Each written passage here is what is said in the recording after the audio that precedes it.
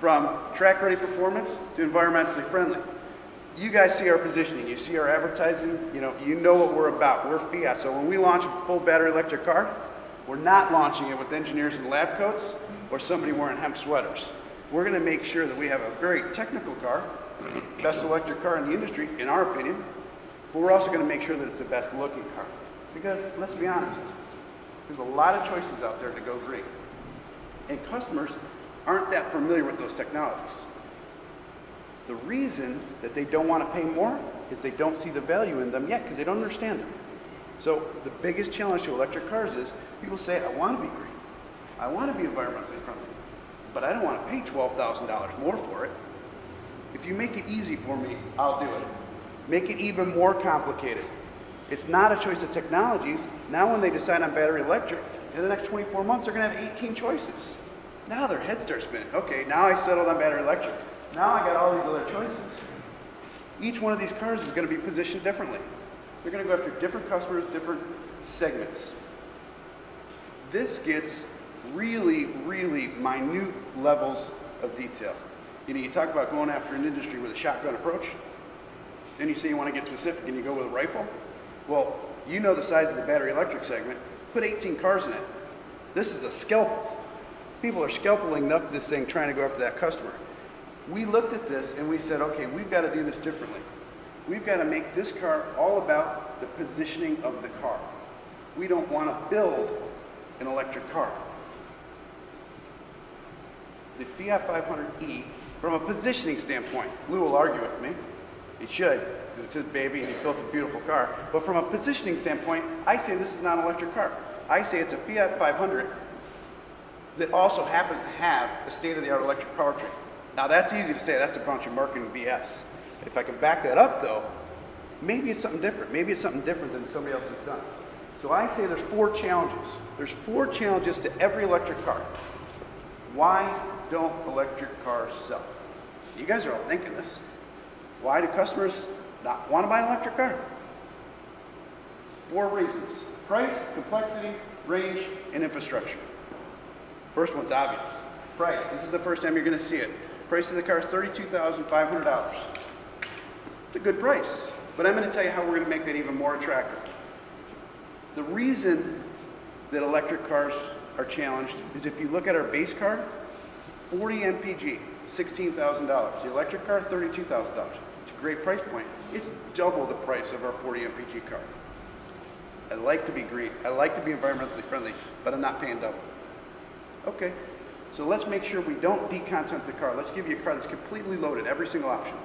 On our electric car, there are no options other than a sunroof and a sport package. That's it. Pick your color, say if you want a roof, say if you want a sport package. That's it, everything. So if I make a comparison to our regular gas car with all the same equipment, it's $20,700. Okay, now you're getting closer, but you're still $12,000. I want to be green, but I don't want to spend $12,000 more. Buying a car is complicated, but people now have gotten used to, okay, that's the sticker price, there's rebates, I negotiate, that's how I buy a car. Now an electric car adds a whole new level. Now I've got federal tax credits, I've got local credits, I've got employer rebates, I've got HOV. Oh God, how does all this work? I'm going to get frustrated. Forget it, I'll just buy the gas car. It's close enough. Range, daily use range. How do I know if I can get to where I need to go? How do I know that I can get to work, run 3 errands after that, go to the gym, and still make it home? How do I know that I can do that every single day? Occasional use anxiety. You may have seen that we did a press release last week.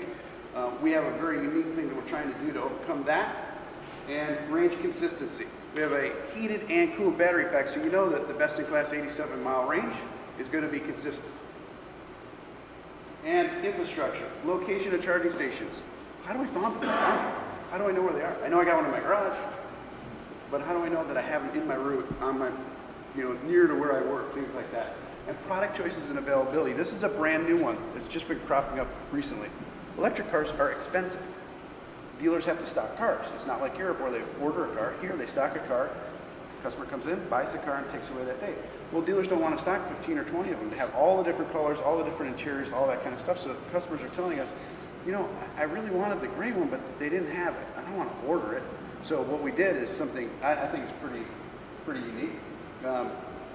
we're actually going to have distribution centers for them to pick up the car. Not pick up the car, the dealer will pick it up for them. But the dealers will have a couple in stock, and then we'll have a Southern California and a Northern California location that stocks all the inventory.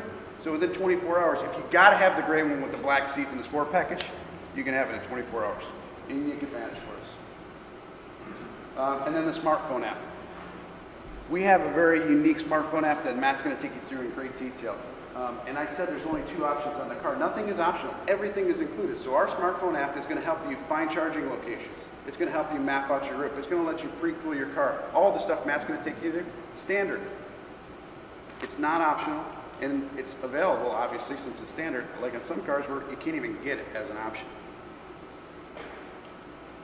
Range.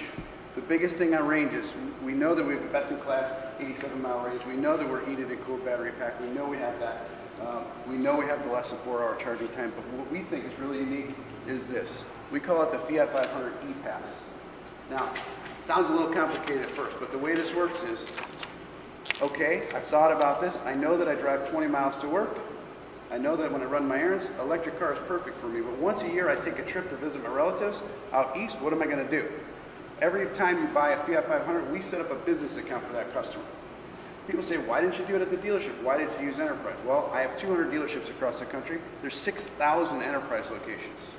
6,000 Enterprise locations located within 12 minutes of 90% of the people that live in this country. So there's one close to everyone. We set up a business account for every buyer, and we put points in their account. The points will get you 12 days of alternate transportation per year. So if you need to take a vacation for 7 days, come on in, pick up a car. It's done. You got a business account, give your name, take the car. You get a standard vehicle. You get a 500, 500L, a 200, and Avenger. Let's say you need to move your kids into college. You need to move them into the dorm. You need a pickup truck. Okay, call ahead, tell me you need a pickup truck. Use your points. You may not get 12 days. Now you may only get 11 because you use more points to get a pickup truck. But you can then take a pickup truck, take your kids to college. You want to go to Disneyland, you need a minivan. Okay, take points, use the minivan. We're making it as flexible as possible to overcome what we see as a huge, huge stumbling block to electric cars. Then on complexity. We've done a couple of things on complexity that we think are pretty unique. First thing is we looked at all the competitors and how they overcome tax credits and how they overcome all of the complexities behind buying an electric car. And everybody has the same thing. They have PDFs on their website that say, this is what a tax credit is, this is how you do it. It's very dry, right? So we tried to make it a little more interesting, and we're going to actually give you a link before the embargo that's going to give you a little hint at this. And we actually set up a kind of a dating website where you actually go in and you punch in your zip code, and it tells you, okay, based on your zip code, how many miles you drive to work, what types of vehicles you like, and different criteria, just like you're going to a dating website. It'll tell you the perfect car for you is the FIAT 500 Sport 40 mpg. Or it'll say, you know what, you're a perfect candidate for an electric car. Let me tell you how it works. And then it walks you through videos of, here's how a tax credit works, here's how charging time works, here's how range works, here's how our nav apps work to find charging stations, all of that. A little bit clever, we think. And then the biggest thing is, we want to make it easy and user-friendly so that they come in and look at the car. The key is to get them in the car, and you'll see this today when you drive it. Get in the car and drive it, and all that fear goes away of, what's an electric car? When they drive it, they go, this is a great FIAT 500 with a really cool powertrain.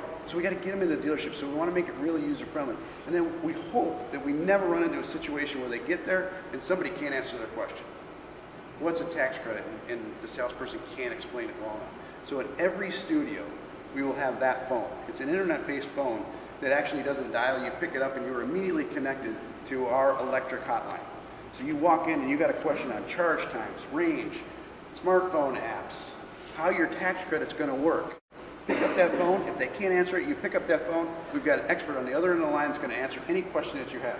You get home that night, you forgot something you talked about, dial back into the number. It is a phone number behind the scenes. Dial back into the number and you can get the same information again. Price is the #1 stumbling block. I said that comparably equipped, the car's $12,000 more expensive. People are not going to spend $12,000 more. There's some, but it's a very small number that will pay $12,000 more for that technology.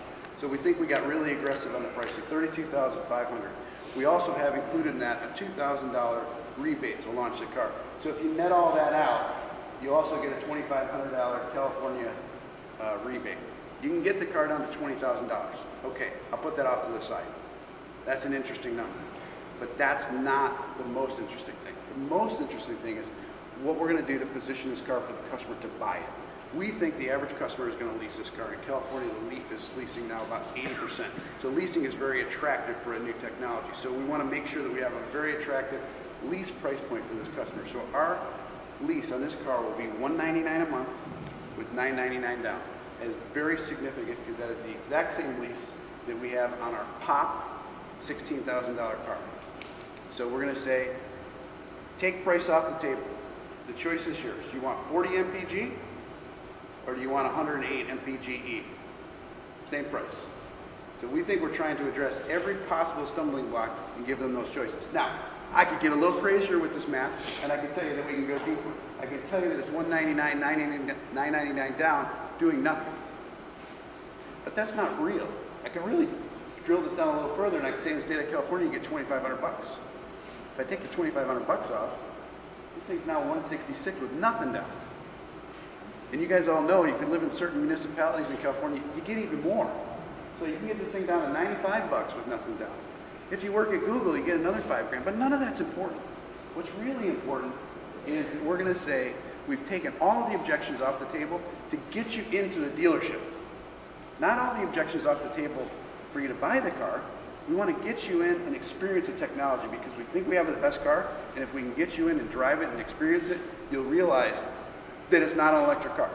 It's a Fiat 500 that also happens to have a state-of-the-art electric powertrain, and we're going to give it to you for the same price to try and get everybody comfortable with this technology. But it's a Fiat, so we're going to make sure that we kept all the driving characteristics. You guys are going to see that today. Probably the best thing that we heard yesterday after the drive was two things.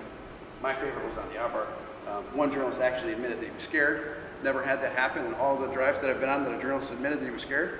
And the second thing was somebody admitted on the electric car that they forgot it was electric. My God.